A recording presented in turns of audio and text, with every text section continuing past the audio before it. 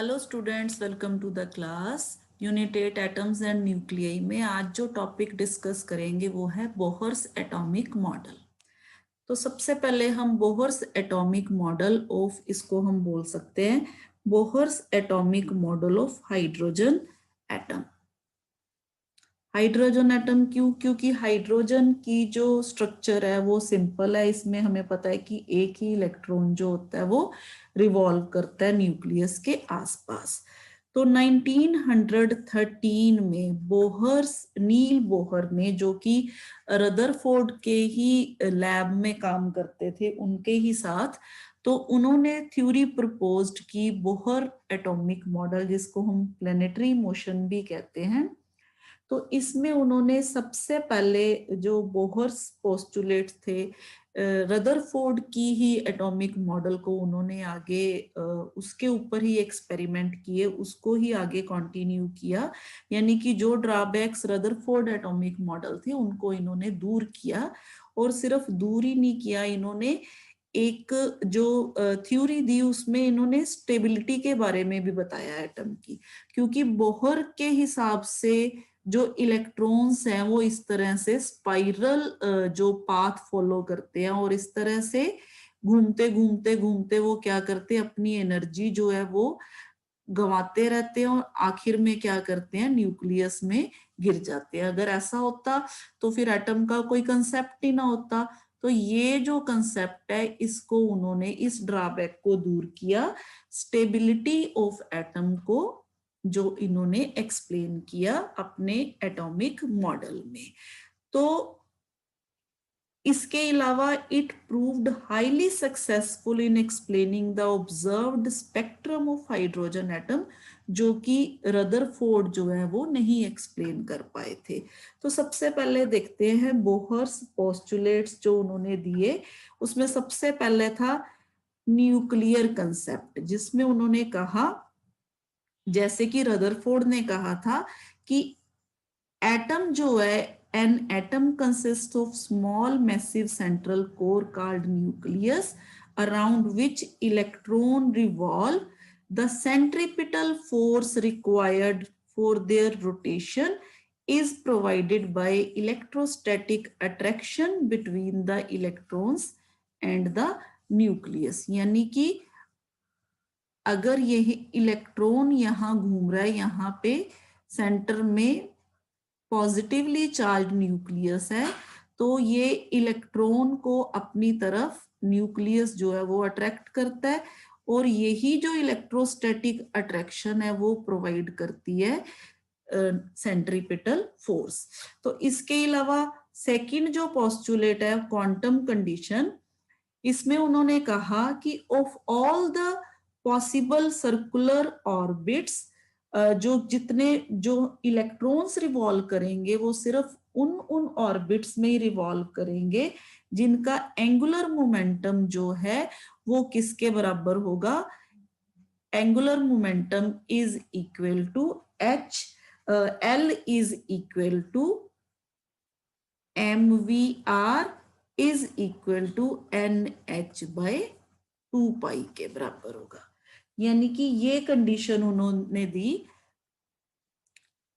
of all the possible circular orbits allowed by classical theory, the electrons are permitted to circulate only in those orbits only in which the angular momentum of an electron is an integral multiple of h divided by 2 pi, where h is Planck's constant। तो इसके हिसाब से अगर हम equation लिखें तो मान लीजिए इलेक्ट्रॉन्स रिवॉल्व कर रहा है न्यूक्लियस के आसपास, ये न्यूक्लियस है, इलेक्ट्रॉन रिवॉल्व कर रहा है जिसका मास है मान लीजिए स्मॉल एम है, वी वेलोसिटी से मूव कर रहा है, और आर जो है रेडियस है। तो यहाँ पे एंगुलर मोमेंटम जो होगा इसका होगा mass into velocity into radius of the orbit in which electron revolves. तो ये किसके बराबर होगा, N H divided bye 2 pi. तो सबसे पहले इसी थ्योरी को एक्सप्लेन किया था डी ब्रॉय ने। डी ब्रॉय की जो Bohr's quantization condition of angular momentum है उसको एक्सप्लेन किया था। इसमें यही मान लीजिए, हम मान लेते हैं कि इलेक्ट्रॉन जो है वो सर्कुलर ऑर्बिट में रिवॉल्व कर रहा है, तो according to de Broglie hypothesis this electron is associated with wave character. हमें पता है कि कोई इलेक्ट्रॉन जो है ड्यूल नेचर में हमने पढ़ा कि इलेक्ट्रॉन जो है वो इस तरह से वेव के साथ, यानी कि हर एक इलेक्ट्रॉन के साथ एक वेव एसोसिएट होती है। तो this electron is also associated with wave character. तो वेव करेक्टर में हमने ये पढ़ा भी था कि जो वेवलेंथ होती है वो जो लिंक करती है h डिवाइडेड बाय p, यानी कि मोमेंटम ऑफ दिस इलेक्ट्रॉन, और ये जो वेव है इसकी वेवलेंथ को, दोनों को इस तरह से इस इक्वेशन से रिलेट किया जाता है। तो hence a circular orbit can be taken to be a stationary energy state only if it contains an integral number of de Broglie wavelengths. That is, we must have 2 pi r is equal to n lambda, क्योंकि अगर हर एक electron के साथ wave associate है तो हमें जिस orbit में, यानी कि ये ऑर्बिट है, अगर ऑर्बिट का जो सरकमफ्रेंस है वो क्या है 2 पाई आर है, तो इसका मतलब क्या होगा कि ये एन लैम्डा के बराबर होगा। इसको हम इस तरह से भी लिख सकते हैं, मान लीजिए हमारे पास ये कोई ऑर्बिट है, ठीक है। मान लीजिए अगर एक ही वेव है, हमें पता है कि वेवलेंथ जो है इस तरह से है, अगर हम इस वेवलेंथ को, मान लीजिए एक वेवलेंथ है, तो इससे एक सर्कल कंप्लीट होगा। अब मान लीजिए ये दूसरा ऑर्बिट है इस तरह से, तो यहाँ पे कितनी वेव्स आ सकती हैं? मान लीजिए ये एक वेव, इसी तरह से ये दूसरी वेव, इसी तरह से अगर ये तीसरा ऑर्बिट है, मान लीजिए ये तीसरा ऑर्बिट है, तो यहाँ पे कितनी वेव्स आ सकती हैं? देखिए जरा, यहाँ पे एक वेव, यहाँ पे, यहाँ पे, यहाँ पे, यहाँ पे, यहाँ से दो वेव, और इसी तरह से ये तीन वेव। इसी तरह से मान लीजिए फोर्थ ऑर्बिट है, अगर फोर्थ ऑर्बिट होगा तो मान लीजिए यहाँ पे एक वेव, दो वेव, तीन वेव, इस तरह से चार वेव, यानी कि इस तरह से हर ऑर्बिट के साथ n नंबर ऑफ जो वेवलेंथ्स, क्योंकि हर एक वेव की जो वेवलेंथ होती है वो लैम्डा होती है। अगर एक वेवलेंथ है तो 1 लैम्डा, अगर दो वेवलेंथ है तो 2 लैम्डा, तीन वेवलेंथ है तो 3 लैम्डा, 4 वेवलेंथ है तो 4 लैम्डा। तो इसका मतलब 2 पाई आर जो है वो n लैम्डा, अगर हम इसको 1 पुट कर देंगे तो ये हो गया इस ऑर्बिट का, यानी कि 2 pi are is equal to lambda. अगर 2 पुट कर देंगे तो ये सेकेंड ऑर्बिट हो गया, 2 pi are is equal to 2 lambda. तो इस तरह से अगर हम डी ब्रोगली वेवलेंथ को देखें तो डी ब्रोगली वेवलेंथ हमें बताती है lambda is equal to H divided by M V, क्योंकि p जो है वो किसके बराबर है? मास इंटू वेलोसिटी के बराबर। तो यहां से हमारे पास ये इक्वेशन बन गई, हमारे पास यहाँ n lambda is equal to h over M V. तो यहां से इक्वेशन बन गई हमारे पास 2 pi are is equal to, इस इक्वेशन को हम यहाँ पे पुट कर देते हैं N H by M V. अब एम वी को हम इस तरफ ले जाते हैं और 2 पाई को नीचे ले आते हैं, इसको रीअरेंज कर लेते हैं। तो यहां से जो इक्वेशन बनेगी वो बनेगी M V R is equal to N H by 2 pi. तो यहाँ mvr क्या है हमारे पास, L is equal to NH/2 pi. तो यहाँ पे again n is equal to 1 2 3। तो this is the famous Bohr's quantization condition for angular momentum. इस इक्वेशन को हम कहते हैं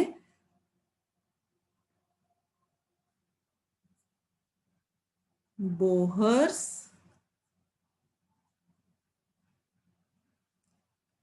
quantization condition for angular momentum.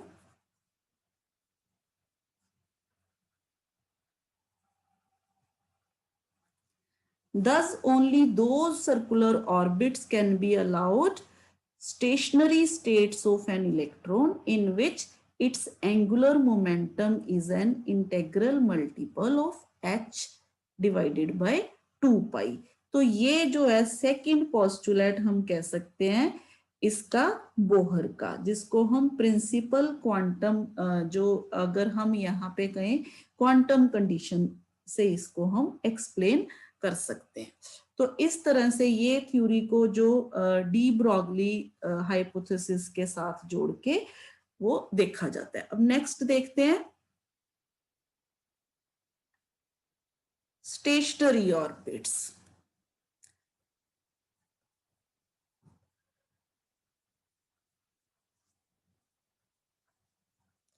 Third point जो हम पोस्टुलेट जो हम डिस्कस करेंगे वो है स्टेशनरी ऑर्बिट्स के बारे में। तो while revolving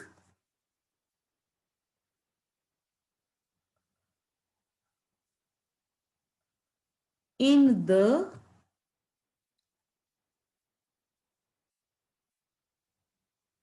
permissible orbits, an electron does not radiate energy।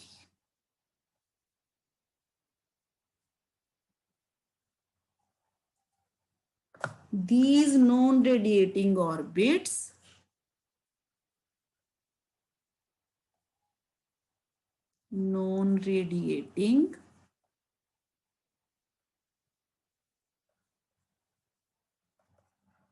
orbits are called stationary orbits।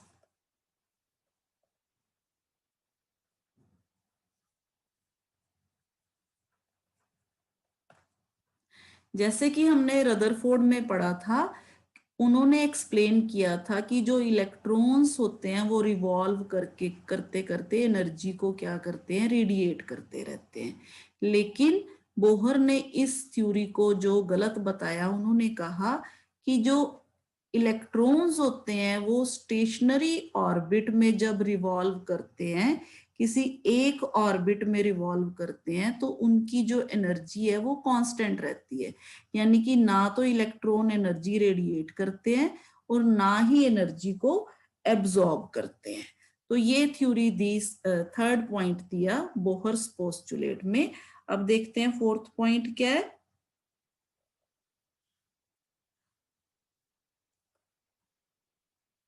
Frequency condition.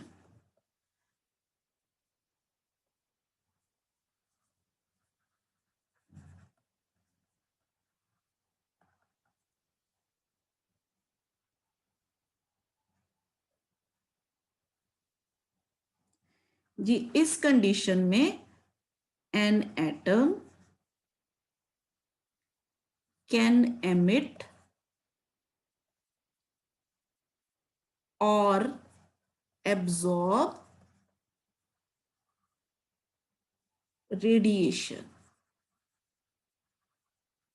कब? जब वो या तो किसी लोअर ऑर्बिट से हायर ऑर्बिट में जाएगा, या हायर ऑर्बिट से लोअर ऑर्बिट में जंप करेगा। तो इस कंडीशन में एन एटम कैन एमिट और absorb radiation in the form of discrete energy photons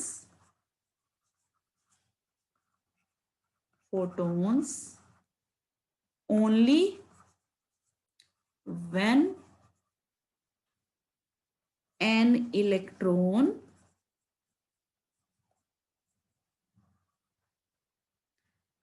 jumps from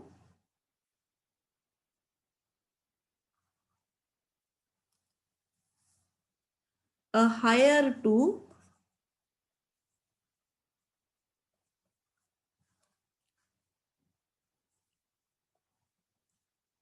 lower orbit or from lower to higher orbit respectively। इसका मतलब क्या हुआ कि एक इलेक्ट्रॉन एमिट करता है एनर्जी को जब वो जंप करता है हायर से लोअर ऑर्बिट में, और एब्जॉर्ब करता है एनर्जी को जब वो जंप करता है लोअर से हायर ऑर्बिट में। अगर हम लोअर ऑर्बिट की बात करें तो न्यूक्लियस के पास वाला जो ऑर्बिट है, ये पहले नंबर पे, ये दूसरे नंबर पे, ये तीसरे नंबर पे, यानी कि अगर पहले से दूसरे पे जंप करेगा तो वो एनर्जी को एब्जॉर्ब करेगा, अगर दूसरे से पहले में जंप करेगा तो एनर्जी को एमिट करेगा। तो अगर हम कहें if E1 and E2 are the energies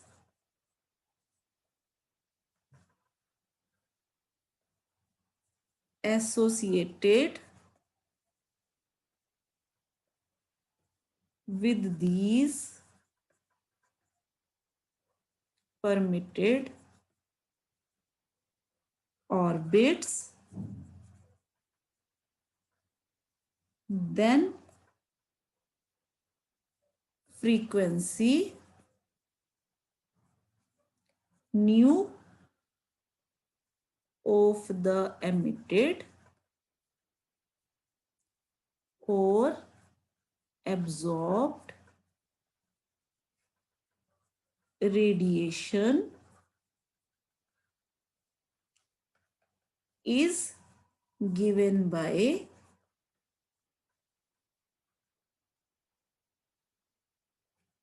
E2 minus E1 is equal to h nu। तो ये कंडीशन है जिसको हम क्या कहते हैं, फ्रीक्वेंसी कंडीशन कहते हैं। तो यहाँ पे हम इसको, इस इक्वेशन को इस तरह से भी लिख सकते हैं, delta E is equal to E2 minus E1 is equal to h nu. तो यहाँ पे फॉर एमिशन अगर हम इनिशियल एनर्जी स्टेट और फाइनल एनर्जी स्टेट की बात करें तो हम इस तरह से भी लिख सकते हैं,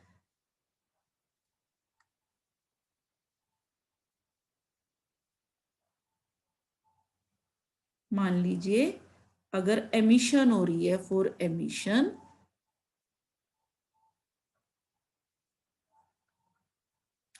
delta E is equal to EI minus EF is equal to H2। इसी तरह से फॉर एब्जॉर्प्शन